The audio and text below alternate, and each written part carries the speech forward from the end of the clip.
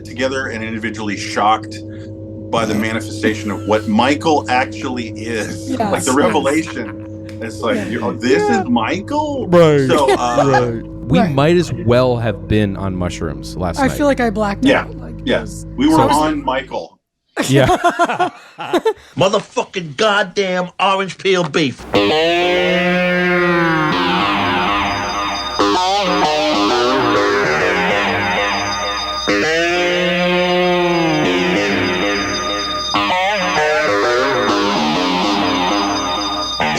All right, everybody.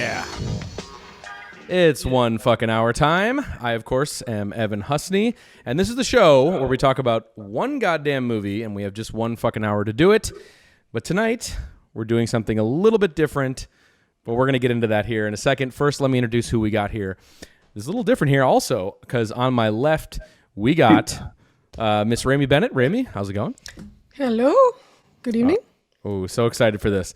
And to my right, of course, we got Big T in my room. Yeah. Hey, how do I get out of here? The door's locked. Let me out. Somebody.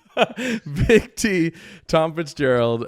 If you haven't quite figured it out, Tom is visiting New York City. He's here. We're all under the same roof currently right now for this episode. But we're doing something different, as I mentioned, and this is sort of a semi-emergency broadcast in some ways, because we're getting into one fucking hour, not on a particular movie, but one fucking hour on us watching a particular movie. So I think of it as sort of a Godard like version of one fucking hour, meta. Right. It's all going to make sense here in a second, but basically, we're going to get into this. We had a bit of a movie night last night, a little movie sleepover last night, where we all wanted to kind of put on some movies and just kind of kick back and have some fun and enjoy them. And then, fucking man, we went to all the other. Hell broke loose. We also went to the other side of the galaxy, I think, and saw the dark side of the moon. I'll put it simply. Last night. Yeah. Something happened to us. I'm not sure what, but it was something. And we're going to discuss the incident last night. What happened? Exactly. Something fucking happened, because we're different people now than we were just 24 hours ago.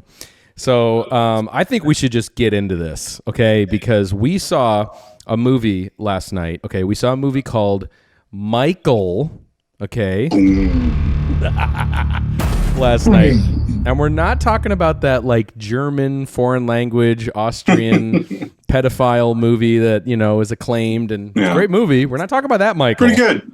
Yeah, not this time. We're not talking that, Michael. We're talking John Travolta, Michael, directed by Nora Ephron.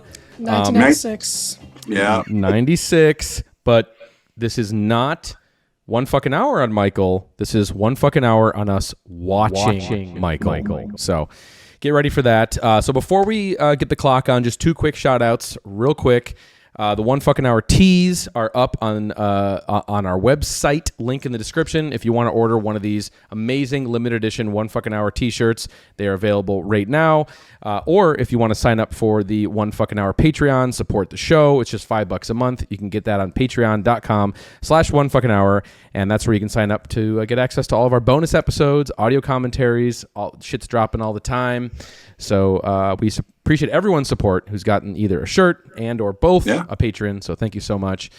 But without further ado, guys, I want to keep that short because I want to get into this because last night was a fucking happening. Okay.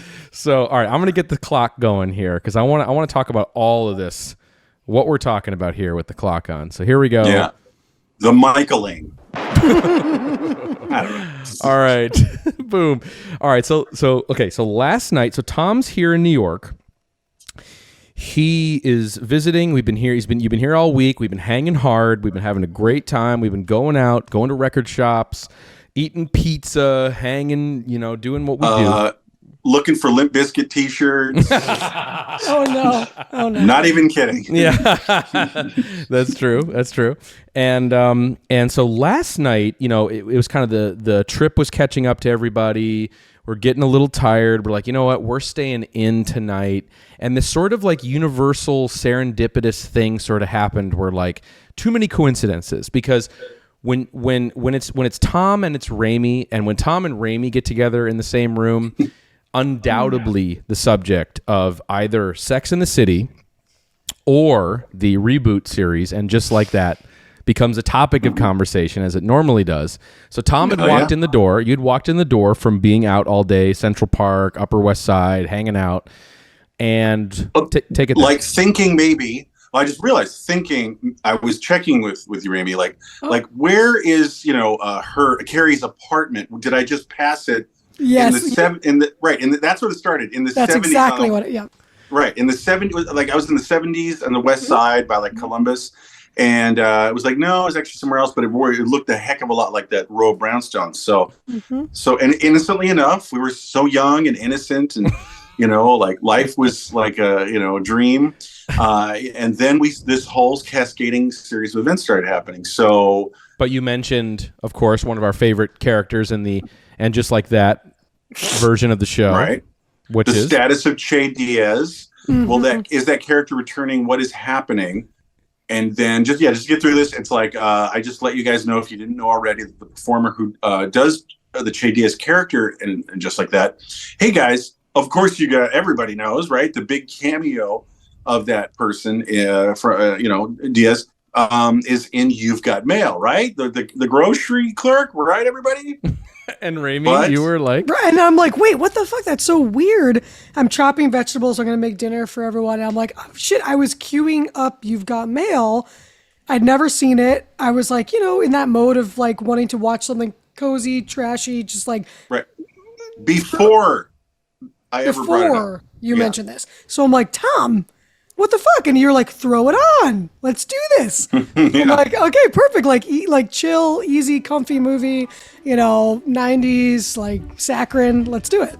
Exactly. So this was kind of a weird coincidence. You're talking Che Diaz, right? The cringy character from, and just like that, we always love talking about her and what's going on with her. And then this link to You Got Mail, and I'm like, all right, sure, yeah, we enjoy our guilty pleasure rom-coms here on One Fucking Hour, so we fired it up, and I'm thinking I'd never seen it either, which is kind of weird. I had never seen it. I think maybe my mom liked it, or like something back in the day, and I sort of remember that. People who like You Got Mail, it's like it is a comfort thing. It's a nostalgia thing for the late 90s. It's sort of this cozy rom-com, and people also, of course, love to relive the late 90s internet, sort of early years of the internet sort of thing. So it's AOL. Funny. Totally. Well, and it's a movie that reunites Tom Hanks and what's her name? Meg Ryan. I forgot her name. Meg Ryan, from Sleepless in Seattle. Right. Yeah. So there's a lot of goodwill there. And in a way, it's kind of a loose trilogy of When Harry Met Sally, Sleepless. Right. You've Got Mail. It's 1, 2, 3. So there's a lot of goodwill because, who doesn't love Harry Met Sally? So, so we throw it on. And I remember it as being pretty dinged up, but not this bad. So then... Well, yeah, it was pretty apparent. Like there's a lot of, I feel like, not reappraisal. It's like there's a lot of reverence for Nora Ephron, who directed, she directed Sleepless in Seattle and You Got Mail. And I think a lot of people fondly look back at her films as sort of, being, fun, light, fluffy, and sort of well made, I think. I think a lot of people would name check her. Well, she was a writer, and I think, right. She wrote some incredible stuff, had an amazing filmography. She was a journalist, a food writer, yada, yada. So yes, lots of respect for this person. Later in the career, things get a little wacky, get a little sour. Yeah. And I think this was at that point where the magic was sort of lost. You Got Mail, right? With You've Got Mail, and we talked about the idea of like kind of the nostalgia thing, kind of, and that sort of like cynical thing of like just throwing the band back together when Sally, Sleepless, and trying to rekindle that sort of old magic, so that the fans of that go to see this, and it's kind of a cash grab. Totally.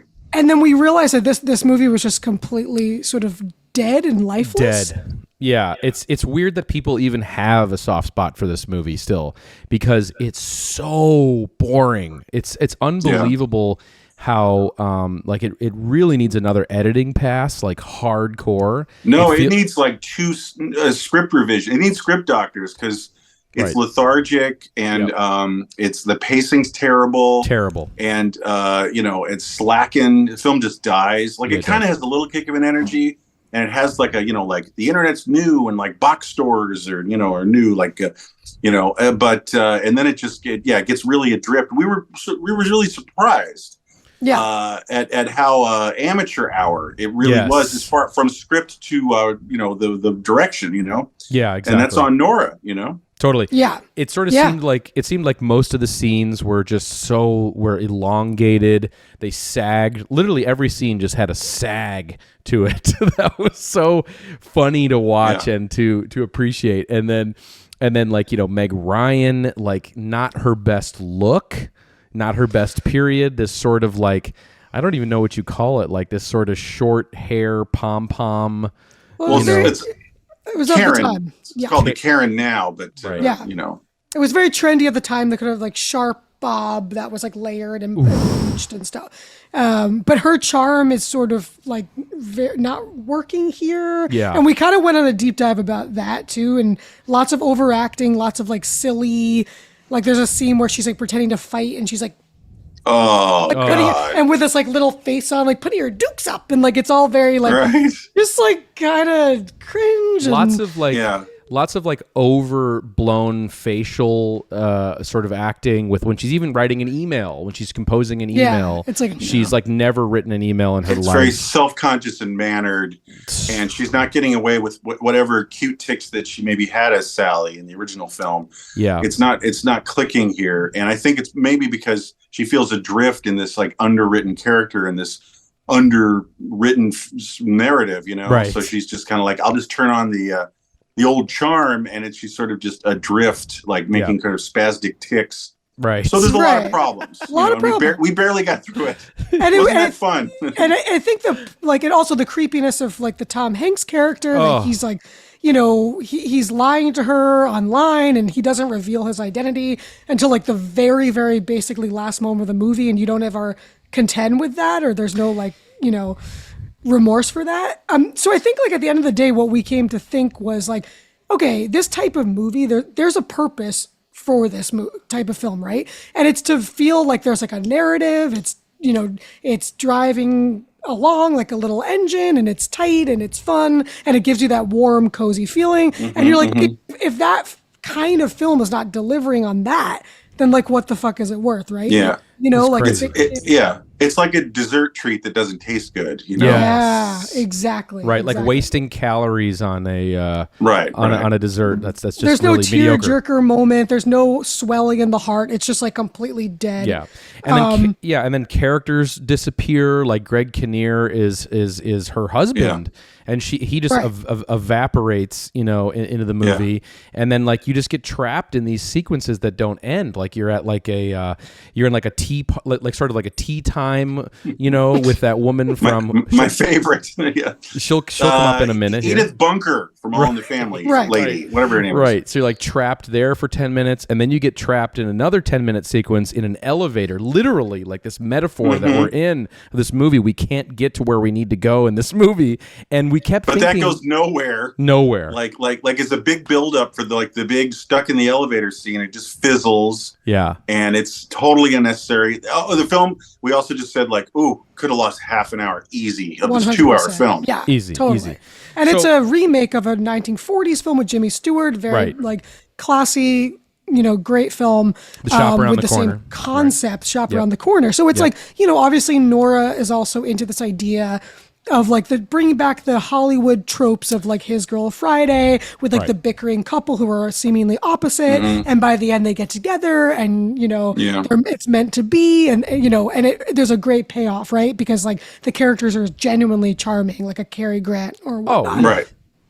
So I mean, and that they would have chemistry. Like it's so much is contingent. Like you need to have these stars that have great chemistry with each other. It's like it's like Hepburn and Tracy is the big thing. Yeah, the screwball comedy, right? you And know? Cary Grant and Katharine Hepburn, and there's just like this dynamic, So I think this might lead into Yes. Yeah. So now what? So we watched a bad movie. Yeah. So like, to put this all, to how the night was unfolding. So we committed to the full 2 hours of You Got Mail, and we were like, all right, and we were having fun, just kind of poking fun at this movie, and then it was like, hey man, it's 9:00. I think we can rock one more flick, Right.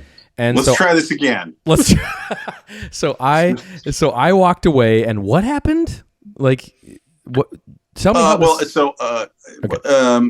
Rémy, I'm not sure. Like, you were fishing around in kind of like a powder zone. Yeah, and sort of powdery zone. The film Powder. Kind of like mid to late 90s, something that's just like crazy, nutty, that sweet spot of kind of only could have stranger. been the mid 90s, like a magical different person movie.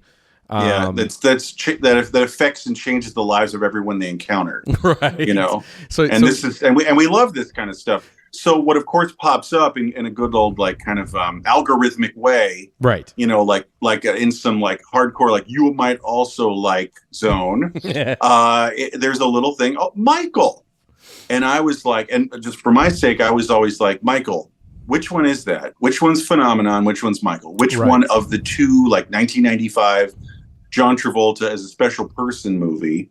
And so we throw on the trailer and like get an acclamation of Michael.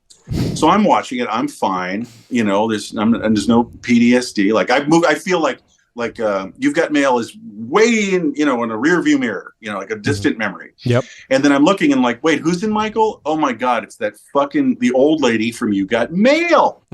the woman who played Edith Bunker in All in the Family, and she's right there. And I was like, that's kind of creepy. Like what? And then I see a card come up during the Michael trailer from the people that brought you Sleepless in Seattle. And I was like, oh, okay, like the producers, the company that released it, and it's like, whoa, directed by Nora Ephron, Michael. So that was pretty weird, and we thought, you guys, I came out of the bathroom or something, and you're like, yo, did you know who directed Michael? And I'm like, right. I'm like, I don't know, Mike Nichols, was my thought. Yeah, and you did say that. Yeah. Yeah, that makes sense. And then Michael makes Michael. Yeah. Yeah. And then you're like, no, anyway. it's Nora Ephron. I'm like, whoa, that's weird. Like Nora, You've Got Mail Ephron. And I was like, this is too weird. So we doubled down. We were like, it's a Nora Ephron double feature. How bad could this be? Yeah. The Night of Nora. So, right. But I have to say that Michael, I've been trying to watch Michael for a long time because it was one of those movies when I remember as a kid seeing the trailer in the theater and me and my friends like dying with laughter, just being like, this is the most wrong, ridiculous fucking thing I've ever seen in my life. Lift your spirits and shake your world. I'm a writer too.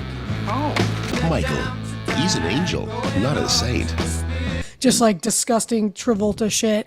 And so like years late, I was like, guys, we got it, so I've been dying to do this. And this was the opportunity, and it was a slumber party. Yeah. And all the serendipitous signs were roiling around. And, all signs point to Ephron. Exactly. All roads. Yeah, so there was a reason, why we ended up here. If I can just say what I knew about Michael before going into this. So I obviously remember that poster. Because that poster, that fucking face of Travolta's on that poster, it's like this so derpy and like what is this, And I don't think I had ever seen the trailer. All I had known is that one of my friends, shout out Danny, if he's also a listener of the show. Danny one time sort of said that for 1 year, as kind of a Halloween costume idea, that Michael might be a great Halloween costume idea. I didn't know what that meant. I didn't know what that meant. What the hell? Wow. Well, he also coincidentally wanted to do powder for Halloween too, which is a great idea. Dude, this guy's got great ideas. What was his name? Danny One Time? Is that what you said? Yeah, Danny One Time, man. You know Danny. No, do you see what? It just amused me because you're like Danny One Time. So you should call him Danny. Danny one time. Yeah, now he is. Now that's his name. Yeah. So He's Danny forever. so Permanently. Danny one time, yeah, that was sort of that was my frame of reference. Like, okay, it must have some goofy Travolta shtick going on. Now, I will say that just from my sort of read on what the tone of this movie was, like what was in my head, was that it would be sort of like a, lighter, schmaltzy, boomer, sort of like, I don't know, like I kind of knew there was like he was an angel or something, but it was, low key, and it was like, just sort of a light dramedy, kind of just a one of those schmaltzy sort of, you know what I mean? And boy, was I not wrong. at all. Holy, it's something else. So which we're gonna get to, and this reliving of last night, I just want to say to the viewers, it definitely is a you had to be there kind of thing, because it a lot of it has to do with what I thought this movie was going to be and what it turned out to be, because it was so unbelievably fucking insane. We were all together and individually shocked by the manifestation of what Michael actually is. Yes, like the revelation. It's like, this is Michael? Right. So, right. And we had the lights low and it was getting dreamy. We had already gotten logy and kind of punch drunk from like, You Got Mail. Like laughing and it was at just Meg. like, it was like an acid flashback. It was really getting crazy.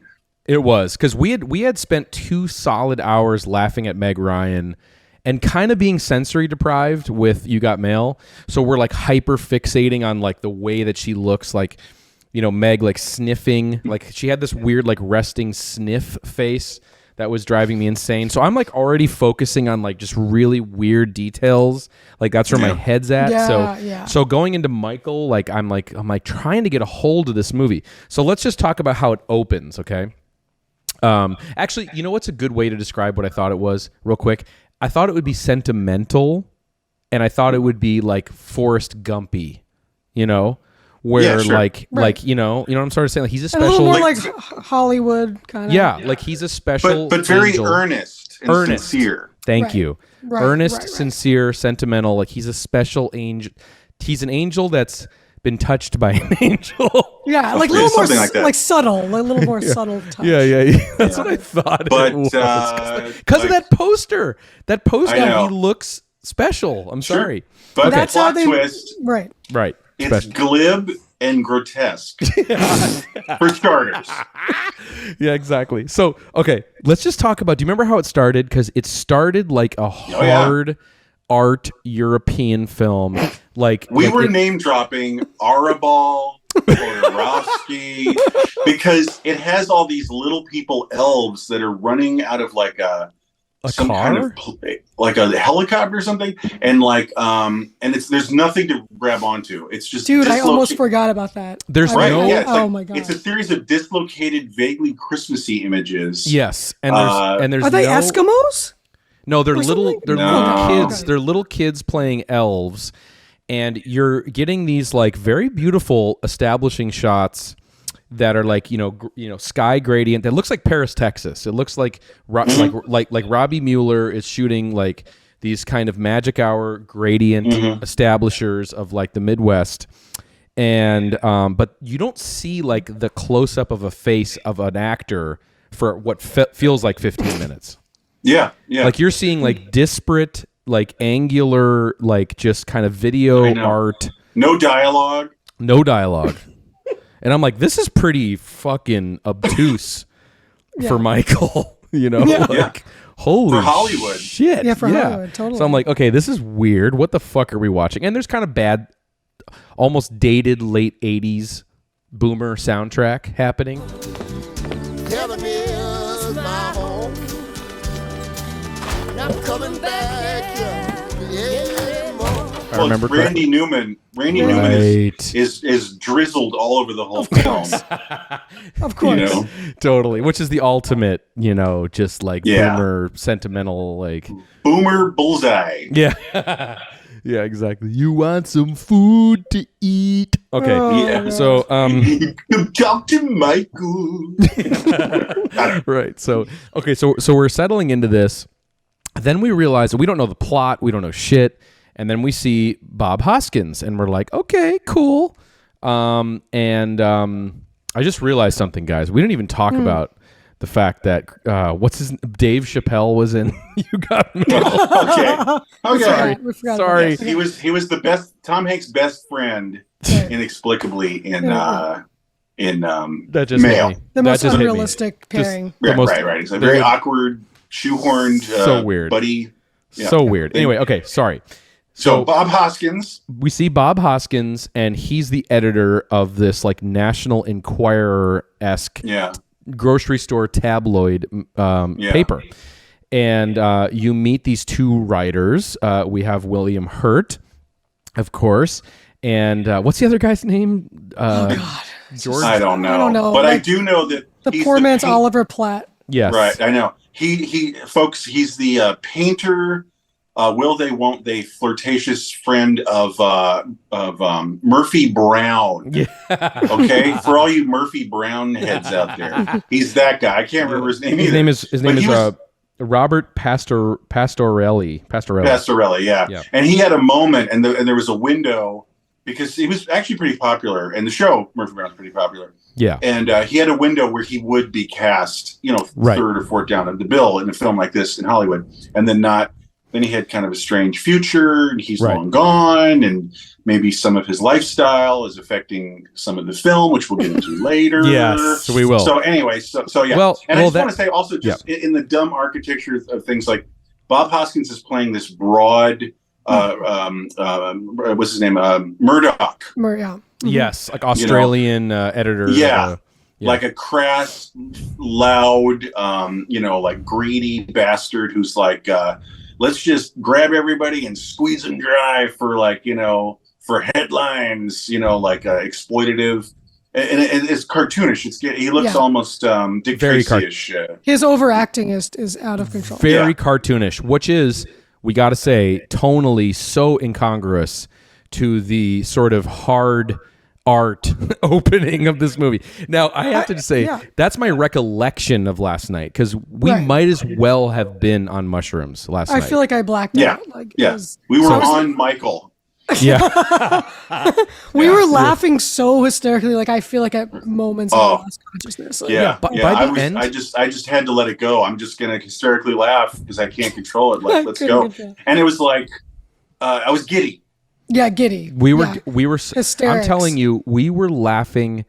By the time we got into this movie, and it's really getting to go here, which we're about to get into, when this movie peaked and we're peaking, we were cackling and laughing uncontrollably to the point of physical pain. Really, pain. So you know what it is? It's that laugh when it's silent. That really frightening kind of laugh. Yeah. Yes, it was. It was terrifying. Right? Yeah. Like you're on mushrooms and you can't control it, and it's painful. Like loss of control. Hot laughing. Yeah. So okay. So let's just get into this, because so you got Pastorelli and William Hurt as the two guys that work for the Enquirer tabloid. Then you have Andy McDowell. Okay, and do we remember what her profession is? Was she sort of like the skeptic of she's stuff? One of the writers, right? I'm assuming. I thought no. I think she is like a hired expert on the subject of the paranormal. Yes, but I think she's a disbeliever. Okay, I think so, because it's very cloudy. It's really hard actually to establish. Like, that's one of the things in the movies, like the characters' roles, the way they're like. They did a terrible job introducing everybody, and especially her. Like there should have been a moment, and that moment didn't happen. She's an expert. In what? Angels. Miss Winters is an expert in angels. William Hurt and Pastorelli, like the stuff they write about is UFOs, Elvis, Bigfoot. And ghosts, and Bigfoot, and stuff like that. So she's kind of the Weekly World News, like that. Jesus' face on toast. Yes, right. Bat Boy and which is Werewolf in New Jersey. which is a cool place to play in. Cool idea. Could have been cool. I Could have like been it. cool. Yeah. And so then, and then Andy McDowell plays the skeptic who's kind of tempering all this. Okay. So then they hear rumors that there's like a real angel out there, and so they're going to travel out to, I can't remember where, and Iowa. Somewhere in Texas. Or I think it's Iowa. Yeah, okay. it's Midwest. I think it is Iowa. Yeah. It's near think- Minnesota. I think so. and they're gonna investigate that. So we get this cut to really one of the times where we first were locking into the hysterical laughter, which is the road trip sequence where the three of them are driving out to find Michael. And it becomes very clear, at least to me, that William Hurt is extremely marble-mouthed. He returns to Malt and he says, Mr. Malt, that is amazing. This dog's named Sparky, too.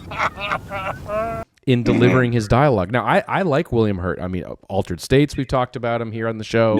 Shout out Broadcast News. You know, he's great in those films. Yeah. But in this film, something was off, and it was almost like he was talking like... Right. Well, it's just going to take a little longer than we thought because we have to stay off the main highway. Well, that's the thing. It's like, like when you had pointed out that actually it was kind of all four of them in the car. Yeah. It was like, why can I not understand any of them? Like there's a problem with it felt like there's a problem with everything, the sound levels, the recording, and they're also speaking in kind of a hushed, kind of like a bad method acting, kind of like understated, kind of. And when the second you did that, I was like, this was getting very mushrooms. It's like, wow. That does not. You said like this doesn't sound like English, and I was like, no, I don't understand. I can't understand one word. And it all just became. It all just became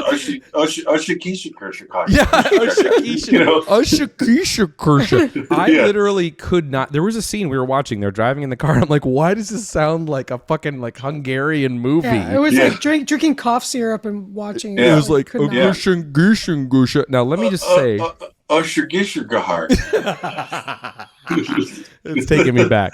So, but like, what was up with that? And then I started to think like, didn't I hear something about William Hurt like being a boozer or like a druggie or like something? And a big user. I said it was like he's drunk, like he's wasted. Because he can't fit in coach seats. His wings take too much space. You want to pay first class? Drive. And then once I think and more like. Rest in peace. But it's like this is on the real. It's like a lot of substance abuse. And for me, like as we were, going through this film, it's very sad to see him. It's not only that he's kind of slurry with his like bad, half-assed method acting and then slurred speech, but like I was sensing like muscle, like there's drunk, but there's like muscle relaxants, and it's probably a combination. He probably. It was like downing like muscle relaxers with like vodka and stuff like before the takes, and it's clear. It's clear when we started noticing it, and then when you see these takes, his tires were bald, so was his head. Sounds awfully familiar. It's good though. And that's the thing. It's like. That was probably the best take they got out of him. It wasn't very good. He's like on the phone, like, let's just go and it'll charge you. To dig up some of those sandals, the ones with the straps that go up your legs. But Oprah, Barbara, the Today Show, hard copy book, the works. Gerson, and it's like, again, rest in peace, but he sounds like he maybe was a doucher. Yeah. And he was definitely a user. So, like, I don't know what to say. Like, and it's evident here. It's evident he's wasted for the entire film. And so, like, once you see it, you can't unsee it. That's what I was going to say. And it's like to the extent where he can't almost get through a scene. He fired this really sweet old guy who'd been there for like 27 years. And there's one point where he's talking, remember? And he's like laughing almost at himself, at the dialogue in a serious scene. Like it's like he cannot get through these scenes. Really? Nope. He changed my lead. And it's like you can imagine them trying to roll him onto set. He's drunk, get him off the set. Like it was that level. You're like, oh, right. That's what I'm saying. And the takes, the standard for the takes were probably just like, I don't think I'm going to get anything better from him. That's I could just feel that. So this is before we meet Michael. This is all before. This is pre-Michael. This is just the beginning here. Okay, so that's the world building. It cannot be understated. No. William Hurt's performance is unsettling, and we were in hysterics. It was hysterical. We were dying every time. Every time he opened his mouth, it was Kershinka Binka, and it was just like it was. We were dying. We were dying. Yeah, that's like half of it. Yeah. But we were so zeroed into this movie. I mean, we were Clockwork Orange, like our eyes, like we were looking for all details. And so maybe you wouldn't. Maybe on a second watch, it's not as apparent, but we were zeroed into every nuance of this. And so, and also evidence of this, guys. When we had said maybe he was drunk, I forgot. I obviously went to my phone at some point in this movie, looked at the IMDb trivia, and one of the trivia lines was like something like they couldn't get him to stop smoking cigarettes. They had to do reshoots. They were trying because he wouldn't stop smoking, right? Or something like when they were going to do reshoots, but they just edited around it. Maybe they had to do some actual like erasing of cigarettes because like the character doesn't smoke cigarettes. Is what we're saying. No, and so William Hurt is just wasted smoking cigarettes. Right. Yeah. So that's kind of like he doesn't evidence.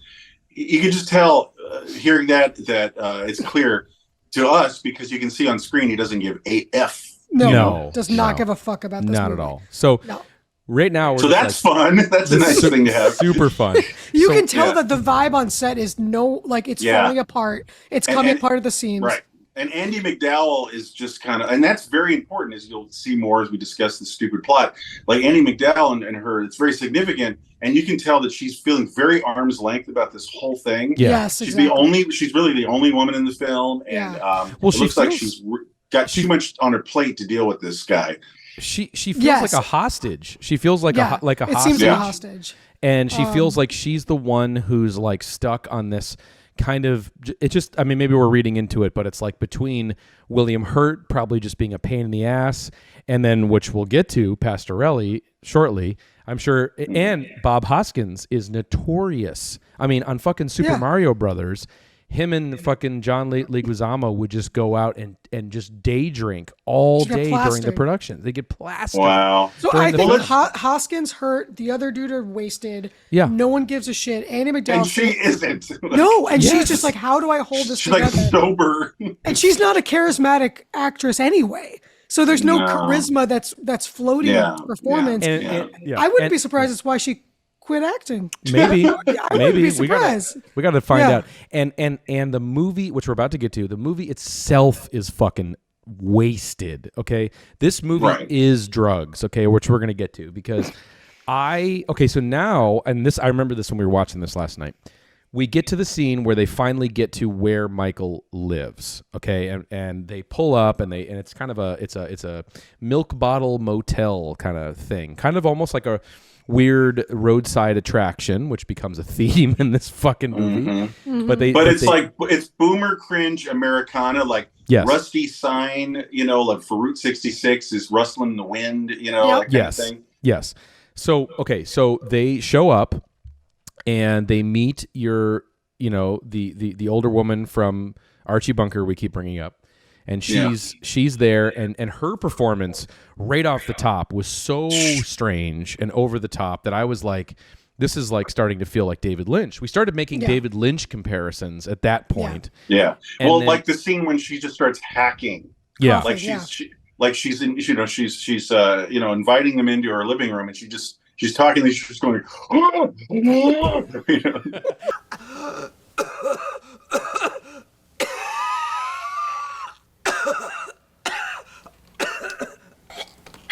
and it's not like for a long time for no reason, and then her head drops on her lap, and what the fuck is happening? It's very Black Lodge. It's very Lodge time, and it's not funny. It's just nightmare weird. Okay, so that's kind of like The Return. It's like Twin Peaks: The Return. It is. We're like, what is this? Okay, so then we're about to. We of course she mentions that Michael is upstairs, and I remember this is when Rémy was saying, "Wait a minute." I think I remember, like, isn't Travolta in this movie like a cigarette smoking angel? Like rock and roll gritty angel? And, and I was not like, your mom's angel. Not your yeah, mom's, yep. and I was like, that can't be. That just can't be. Because I'm remembering the poster. I'm going back to the poster. Sentimental, wholesome, slick, wholesome, earnest, as we were saying. Like, it's just this very, it's Michael, and he's some sort of martyr. He's going to be like a martyr, in this film. Right. And, and so I'm not thinking what's about to fucking happen, which is, I will never forget this reveal as long as I live, which is, he comes down the stairs and it's just like, there's no subtlety, no grace. It's just abrasive reveal of Travolta as this, like, how do you even describe it? Like, like scratching his beer belly, kind of, and his nuts too, grabbing his nuts, like the stepdad just woke up, and like almost like the long kind of mullety hair and the Richard scruff Lewis on the face and beer in the morning, like first thing. Yeah, like Richard Lewis, like stand-up comedian, like stand-up middle comedian, haircut, mullet. And then is he wearing like slacks or is he in his underwear? He's in his underwear. Okay, he's in his underwear, scratching his beer belly, and let's not forget though, also he's donning wings, huge wings, gigantic wings, huge cartoony, like Saturday Night Live skit wings, and the music that's playing is like a children's movie, almost like reggae. Michael, look who's come to visit us. It's Sparky. Like little monsters, like pouring like cereal on pizza and eating it. Yes, we'll get to that. We're gotta get to that. Hang on. But just no, and the music sting closes with like some good old Roseanne harmonica, like hey, over here. Yeah.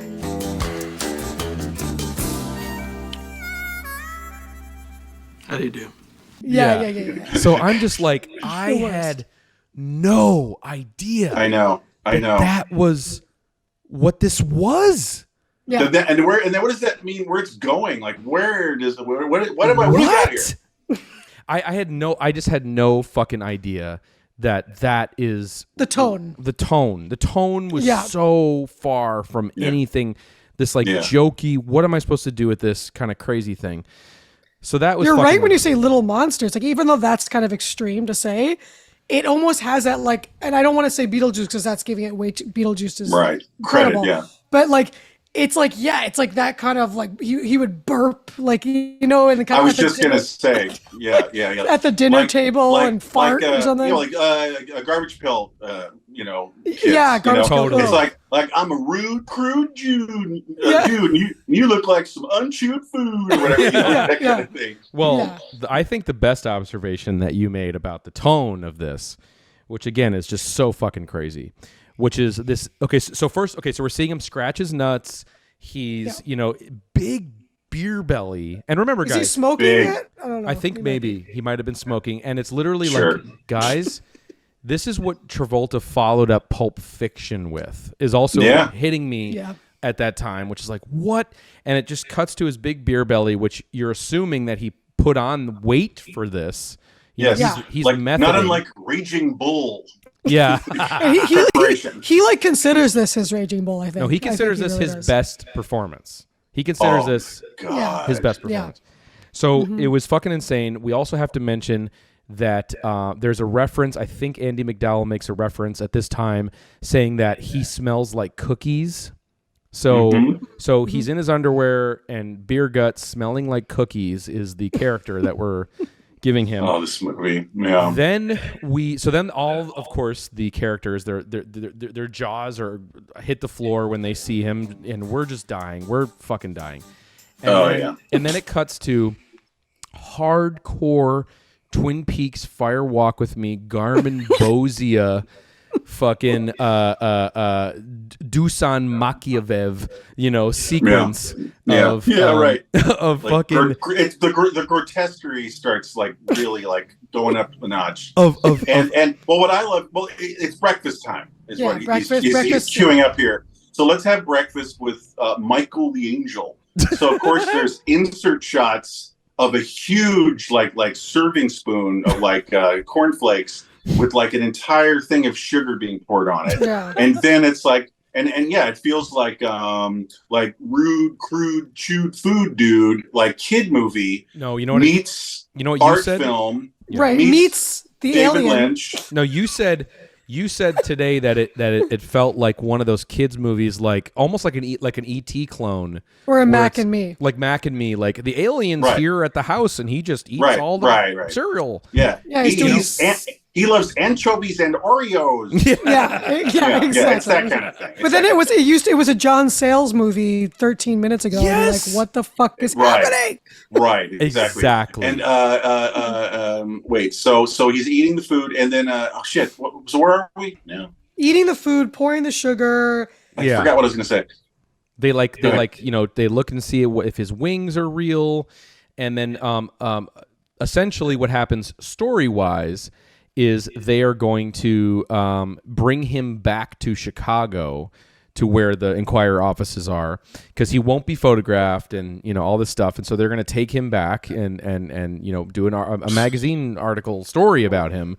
So then the film becomes a road trip adventure with the four of them going to drive all the way from Iowa. And can I just a quick observation? You're like like way deep into this movie, and it starts feeling so anemic and bereft of like there's no other characters really. You're just stuck with these four people, and they're all kind of lame / awful. Yeah, and it's just like you're really stranded, and like it starts feeling very undernourished. Yes. Like it already is, but you really start feeling the nourishment right in the middle, because it's like this is it. It's basically just them driving in the middle of nowhere in the Midwest, and then you're just stuck with these four people, no character development, and if there is any, they're not interesting, and they're actually actively annoying in their own unique way, and you're just like, so this is it? Like, and wow. there's and so all of that, and you kind of compound that with this, like, I can only describe it as like a Tim and Eric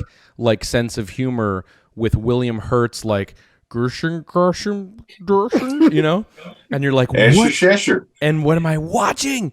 And one other observation is when I saw the wings on Michael, I couldn't believe that was the choice to like go so far literal 1-to-1 that he's an angel. Because in my head, again, going back to the poster, they don't show the wings.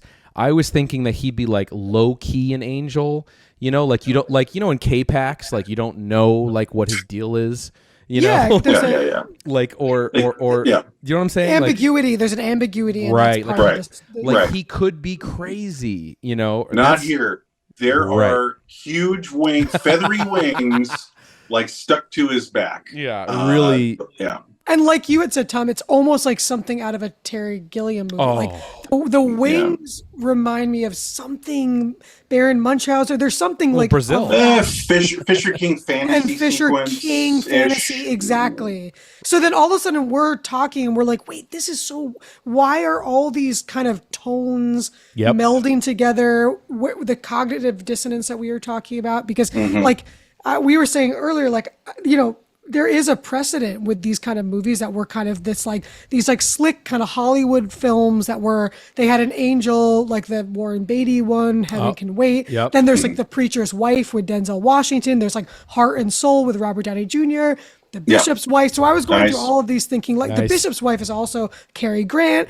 It's a Wonderful Life. So this is actually like a Hollywood trope. There's a lot more of them. Yes. But it usually plays with that kind of more subtle, but they're kind of these like glossy, kind of taut, slick, big budget, heartwarming movies, right? And they're elegantly made product. Exactly. And even if they're cheesy or whatever, they're elegantly made, they're proficiently made. And I think this was so jarring because this is what we thought we were being sold, and then all of a sudden we're in this kind of weird indie fever dream kind of, and like who is this for? It's also so it's two things. It's slapdash, but it's also has like its intention, its heart, as I've said, feels like a very pretentious mid-70s boomer novel. Yes. Like bad Kurt Vonnegut, like Yes. trying to make points about like American culture, and it's trying to be funny, but like it's kind of dad joke-ish. Like, Yeah, that's a And really... you said Tom Robbins too, which Yes. I think like when you first mentioned the Tom Robbins thing, like even Cowgirls Get the Blues. Yes. It's like, whoa, that's so weird, because that was a genre in the 90s, and Arizona Dreaming, there was this weird genre where there was this kind of dreamy, surreal indie thing where it was zany. There's a few other movies, one with Harry Dean Stanton, sorry. And World According to Garp in the 80s, the John Irving, like that's kind of the progenitor of all this right. boomer bullshit. But then it's somewhere in between. Like then it's not quite that genre either. Right. So you're like, but it's also slapdash. It's like, again, I really want to emphasize both these films are severely underwritten. Yes. And you're just adrift. And one of the things, and we're getting to that right now as we move forward in the quote unquote plot of Michael, is that it gets incredibly repetitive. It's like Michael, makes up a song about donuts. He makes up a song about pie. He screws waitresses. Next morning, roadside attraction. He wants to see another roadside attraction, the biggest ball of twine in the world. And it's just like there's no momentum, and it's just getting like this weird rhythm of pointlessness. Yes. Can we explain the first time we see him go into a bar in the whole... Oh, well, I just real quick before we get to that, because that comes a little later. I just wanted to put a pin in this, because this kind of describes what you're talking about. This sort of roadside America, Americana, shit, like dumb Kurt Vonnegut sort of thing. So, of course, like going on a road trip with an angel definitely seems like one of those books, right? And like they stop over, and of course they're looking at the biggest ball of twine in Minnesota. Which shout out to Weird Al Yankovic, he has a song about that. Anyway, and then it cuts to Michael in this sort of ADD, because he's like an ADD. Sort of, whimsical, crazy and unfocused and all over the place. He's like a child. He's got the soul of a child. Almost Robin Williams-esque. Yes. Which is very boomer and dumb. And of course, John Travolta is given the longest leash imaginable to do whatever the hell he wants. He thinks he's so cute, and it's excruciating. It's painful and hilarious. It's gross. But then he fucking runs across the field from the big ball of twine, and people do name check this scene, and there's not a lot of chatter about Michael out there in the internet, but the people that know name check this sequence where he then squares off against a like Mexican bull with horns, and they do that just awful, which seems almost like a Jerry Lewis cracking up set piece. Absolutely. Where they square off and then they charge each other, and the bull and John Travolta's heads collide.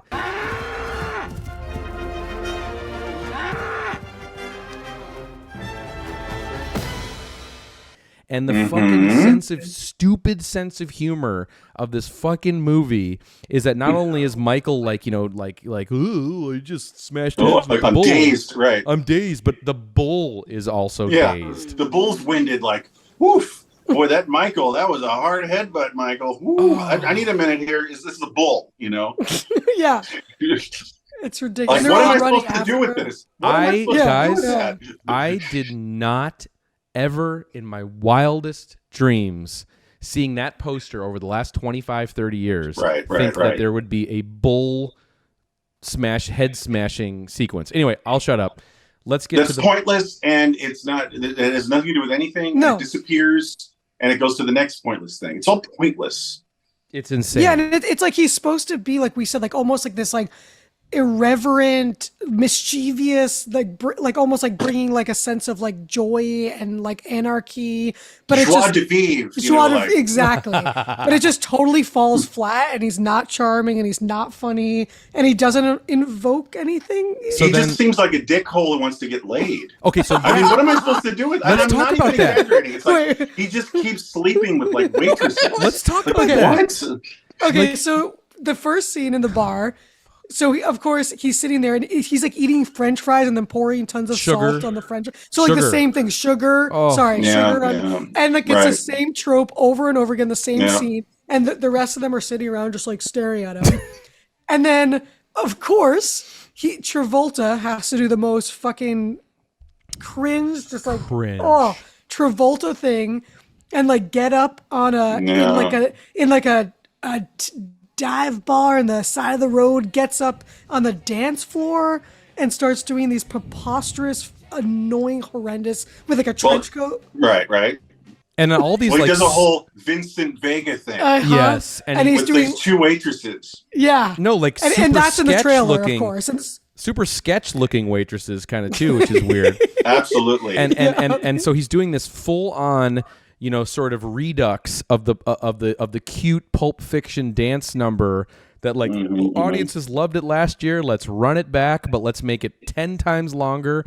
And it's literally the cringiest, most hilarious thing you will see. Yeah, so goofy. Yeah. And like we were saying, it's like over choreographed, but then shot so poorly so that like it doesn't land at all. Flat. And like it's literally it adds up to nothing. It's like because what we were saying, like what's supposed to be happening in the reality of this film, sort of, is like his joyful zest for life dancing inspires people who might be feeling a little down in the in a rut, down in the dumps. But then he just tries to sleep with and he's just like, but you're just watching him perform dancing and going like, who's gonna sleep with me tonight? And it's like, how is that making someone else go like, man, that guy's got it, I should get up tomorrow and change my life, get a new job or something. Yeah, so it doesn't connect good.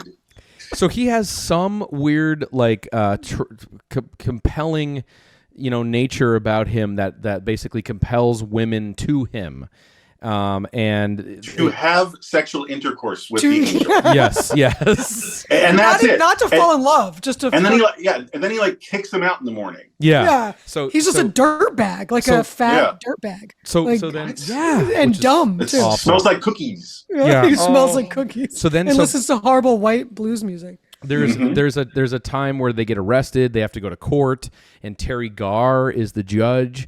And of course, like, oh, here's going to be a perfect grandstanding sequence here for Travolta to steal the show. And of course he does. And then he winds up taking Terry Garr into the judge's quarters and has sex with her, and they get off of the like court scene. Unexplained. Yeah. What? No, I know. And then it just cuts to their stupid car driving away from the courthouse. Like, I fucked the judge. Let's, we can all go. Like, so what? it's. But we're supposed to be inspired by this character. Like it doesn't. None of it adds up. It's insane. This is making me really think twice about like the rut I've been in because some asshole had sex with a judge. Like, what is happening? Let's not. Also, there's no lessons being taught here. Exactly. At all. Right. Like, well, let's not bury also what the movie's trying to do here, because the movie is also. Okay, you have this sort of supposed to be quasi-inspirational, I guess, figure in Michael, but what's really is what they poorly do in this movie is they try to create some sort of dramatic friction between Andy McDowell and William Hurt. Okay, and there's no chemistry between them whatsoever. Well, it's everything. All the nothing of everything. No character development. Nothing. Like maybe there's some dumb chatter, like my dog. Like I had a dog when I was a kid, kind of thing. Briefly between both of them, barely. Remember, especially with him, it's like muddled and hushed. She can't direct people to like enunciate. Like there's not a lot of like even everybody, not just the out of it William Hurt. Like everyone's kind of like zombieing through this. But they also don't have characters to really work with. So then you're supposed to take two kind of underdeveloped blobby characters and have them have sexual tension and like, will they, won't they? And like, there's none of that. I'm starting to kind of like that guy, even though he sasses me. That's the kind of thing that's supposed to be happening here. Right. And it's just zero. And you're not aware of that dynamic. Yeah. Like that's what's so weird. The whole movie, you don't even know there's a tension between them. And like he's saying, spoiler, that is the whole point of the film, is to get these two crazy cats together and be in love. And you never notice that there's even this thing going on. And the actors don't have chemistry. No. Yes. Well, I think he's repellent to her. There's actually a sequence where I know. And we got to wrap this up because we got other things to get to. But when she sings, she has a moment where she sings an incredibly cringe song at a bar that they give Andy McDowell to sing, and it's very hard to watch. The entire song. I always thought there was an angel watching over me. and the entire song, and that's supposed to be the moment when William Hurt sees her in a new light. And then there's this very creepy, and of course, we're putting a lot of our observations into this, reading between the lines, but there's a sequence where he's sort of flirting with her and trying to make a move outside of the bar, and it just seems like it seems like your drunken uncle hitting on you. And it's so uncomfortable. Very uncomfortable. Like, give me a little, good night kiss. Let's try that again. I'm sorry. I'm sorry. Yeah, he's like, I'm sorry. Wait, hold on. Let me try it again. And the character's not drunk. I just have to. The character's not drunk. Yeah, the character is not drunk, but the actor is. It's near. I looked away plenty. It gets a little unwatchable and uncomfortable. So that's what this is supposed to be, that the miracle of Michael is bringing them together in this relationship, which is so crazy. But before that happens, Pastorelli's dog gets hit by a truck, and Michael finally performs a miracle that proves that he's really an angel by reviving this dog, which is so fucking dumb. But anyway, that gets us to Travolta. They finally get to Chicago, but because he's performed this miracle, this is sounding like a fucking dream I had and more of a fucking acid trip. But because he's performed this miracle, reviving this dog, I guess it kills him in some way. So he starts to shed all of his... He loses his powers by exerting himself. Yeah. Right. So his wings are shedding, and he's dying in the streets of Chicago. It's like an E.T. moment. Like he's in the car and he's getting sick, and he's like, Right. Exactly. Yeah. So sick alien moment, and then he evaporates.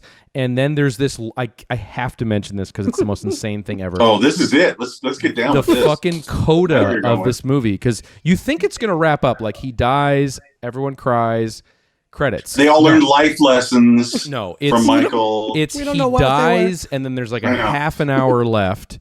And he dies, and then we're stuck with these characters now. We can't even laugh at Travolta anymore. Our beloved characters that we've come to love. Right. And then what happens is like this weird coincidental thing where Michael's trying to communicate to us. So one of the characters goes to an Italian restaurant, and the waiter's like, "Well, we got angel hair pasta on the menu with some angel hair pasta on top of it." We have angel hair pasta. With a pomodoro sauce over angel hair pasta.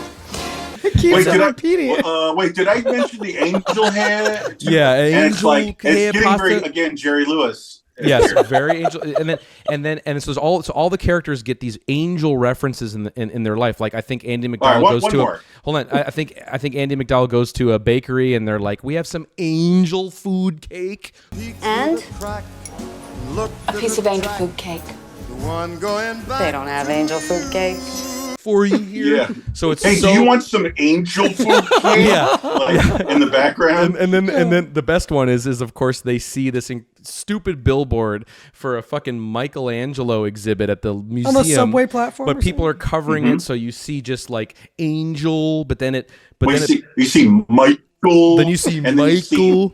And then it's real angel. It's Michelangelo. Michael so bad. So it's just these like repetitive, ridiculous, on the nose references to angel and angel hair. And so then you're like, this is crazy. And then it leads to and we're really I hope you guys understand. It's really unsubtle and just beaten over your head. Like to a point of like you would think that they're doing this like as a comedy bit or something. But they're not. And so then what happens is Michael is seen running in the streets. William Hurt chases after him. And then, of course, he turns a corner, but he bumps into Andy McDowell. And that's their end of their story. And then they're together now because of visions of Michael. But then there's this really fucking insanely cringe reveal at the end of Michael, almost like the end of Star Wars, with Michael there and the old woman from Archie Bunker, and they're supposed to be looking down at them, but there's no like grace to that whatsoever. I know. And it's fucking insane. So very clumsy. Well, and again, Michael starts dancing, and that's what you see. That's how it ends. Yeah, that's how it ends. Now, before we wrap here, we have 2 minutes left. Tom, what was your major realization you had about Mr. Pastorelli? Well, anyway, I was like, who is this fucking guy? And then I looked on Wikipedia, and it's like, he was on my mom's favorite show. That's why he was slightly familiar. Like I said, Murphy Brown. And then I kept looking. It was one of those things where it's like, you look someone up and it's like, oh, I wish I didn't do that. And so his living girlfriend, like at the end of the 90s, was shot to death. Like she had a bullet in her head and she's gone. And he was like, hey, she's trying to kill herself. And we fought over the gun, but she succeeded in shooting herself. And there was a little sus, and there was an investigation, and it all felt very like, okay, like it's like maybe he just had a good lawyer or something. What's going on here? And then he just fucking overdosed like less than 10 years later, you know. And so that made us the inference here. Rest in peace. I don't know the guy. I don't know what's going on, but rest in peace. He was probably an insane substance abuse user too. 100%. So we're saying like Andy McDowell is probably stone sober and held hostage in this fucking zoo of maniacs, you know? Oh my God. And in a car, no less, like in close quarters. Just like, and then like Travolta's just Travolta, a dumbass, you know? Just right. Like just psychotic Scientology dumbass. I wouldn't wish that on anyone. No. So that was it, man. Michelangelo. It was, and that was our journey, and we were annihilated. You know? Annihilated. It was literally. I couldn't see. I was blacking out. Like it was. Yeah. It was it was one of the funniest viewing experiences I've ever had, and seriously, fun. Yeah. Just it was the best comedy I've seen in years. One of the top. In the wrong sense, you know, like I just was doubling. It's like all the cliches. I double over. Yes. You know, like my ribs were hurting. Yeah. You know, that kind of thing. But I was slapping my knee. Like yes, but yes. we were over a barrel with this one. But I can't emphasize enough. This is something where you kind of had to be there. All the elements of You Got Mail going into this, the coincidence, it all played a part of it. The not knowing what we were getting into, that was watching Michael, the episode. Yes. There you go. So that is. Oh, and that's and shout out to Gerrans, everybody. Well, we're gonna get my favorite. Oh, we're getting into it now, though. I just wanted to say that was 1 fucking hour on watching Michael, everybody. So I just wanted to make sure we got that in. Everybody knows the episode's over. But this is Tom's vocabulary corner, like we were starting. And so, watching is a gerund, and, it's a shout out kind of to the 90s movie titling that's full of gerunds chasing Amy. What is a gerund? It's a gerund. A gerund is any verb that ends in ing. Wow. Okay. So, but here's the thing. Years ago, my friend said to me, like, man, there's a lot of movies right now that are gerunds in their title. And I was like, what the fuck did you just say? like what? Like searching. Is it like searching for Bobby Fischer? No, that's not it. More like finding. No, I think Forrester. the four changes it. The four is changing it. Okay, yeah. So like finding Forrester, chasing Amy, right? Mm-hmm. Yeah, being John Malkovich. Right. Yes, I see. Okay.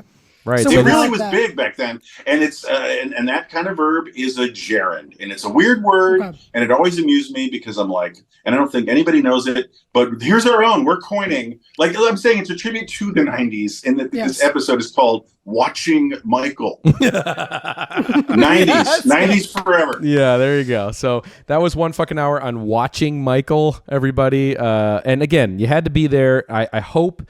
If you are going to watch this, if you're going to do it on your own or I say do it with friends, get a little silly, get a little goofy beforehand, and just maybe take peyote. Like you can get parody where we were, but like an approximation. Yeah, because I don't know if you just like obviously we should state the obvious. Marcus isn't here, right? He's not here.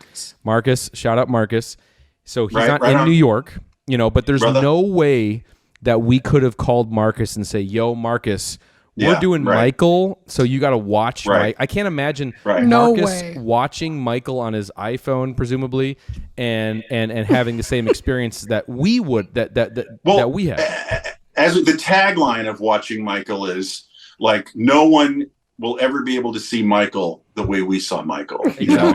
And God bless you. And like, give it a shot. You might stumble into the alchemy that we did here. We'll see. But I think But watch it on a slumber party. We were in slumber party mode. Totally. Like on the couch, blankets, Yeah. Right. And the last thing I want to say is just that I think a secret ingredient to why it just was such an amazing experience for all of us is because I had one idea in my head of what Michael was, and then what it actually is so far. Is this explosively wrong film? Yes. In every way a film could be. It's when things go terribly wrong, and I think that's just a delight. Yeah. I honestly think that it total disaster. I honestly think it competes for the most insane Hollywood movie possibly ever. Like Misfire, Possibly ever. And like I was saying earlier, like it's like she pitched one thing and they're like great, and it just did not deliver on that. Maybe she had, and we're cheating, but maybe she had a bunch of drunk assholes on her hand, and it was impossible, and Travolta, and it was impossible to wrangle everybody. Who knows? Yeah, it's the film that she could make with the elements she has. Possibly, yeah. Maybe. With all those assholes. Maybe so.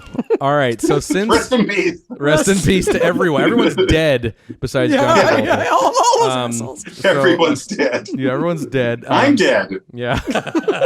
That's the curse of Michael.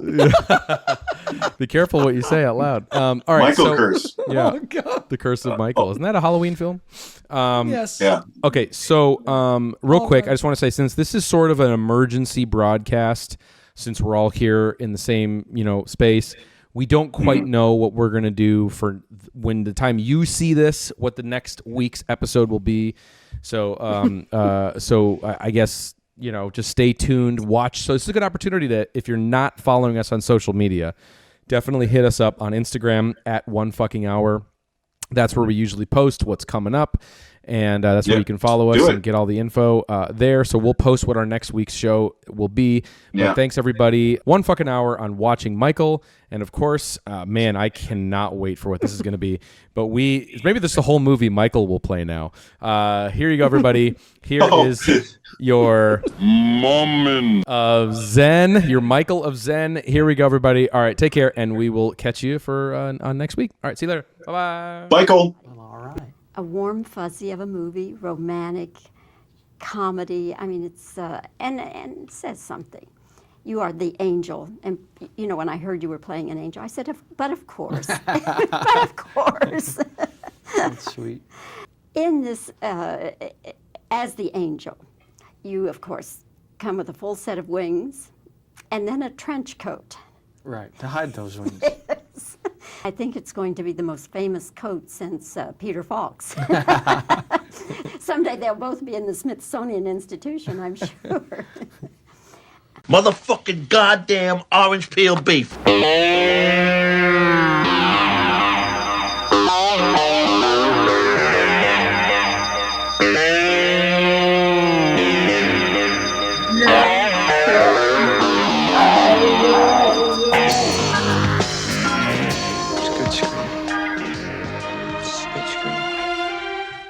That was wicked, man.